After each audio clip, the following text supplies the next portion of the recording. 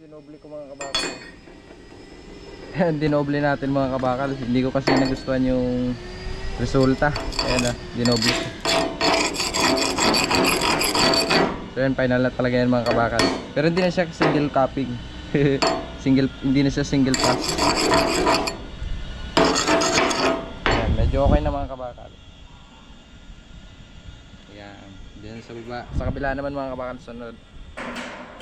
So ayan, pagka na full weld na natin dito sa flange, dito, saka dito, yan, pwede na natin siyang itumba mga kabakal. Hindi na siguro yan ma-disalign.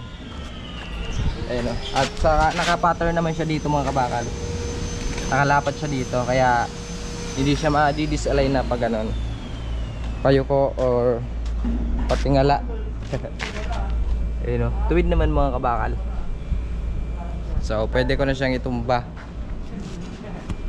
So, alisin muna natin itong mga kabakal. Sira na itong welding rod.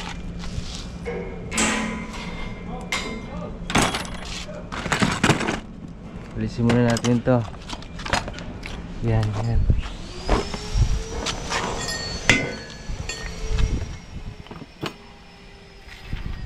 Mga nakaharang, alis kayo dyan. Yan, ito yung hininang natin kahapon, mga kabakal. Single pass.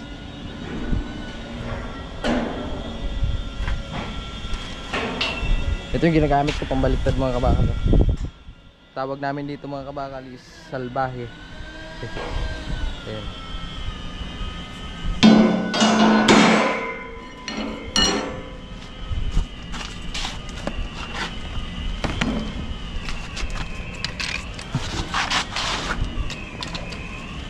So yung pagbaliktad natin ito mga kabakal, pag ganun siya, kasi dito may root pass na, dito naman natin i-root pass mga kabakal bago natin i-final to, para may kontra na yung root pass natin sa kabila.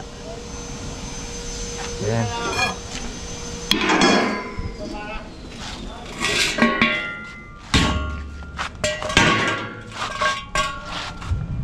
Tumba na natin mga kabakal.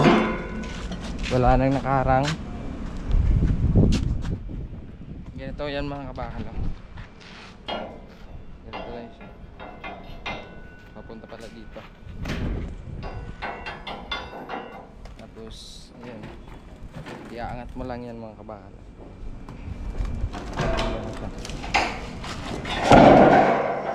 See? Yan, natumba na siya mga kabakal. Sikwatin na lang.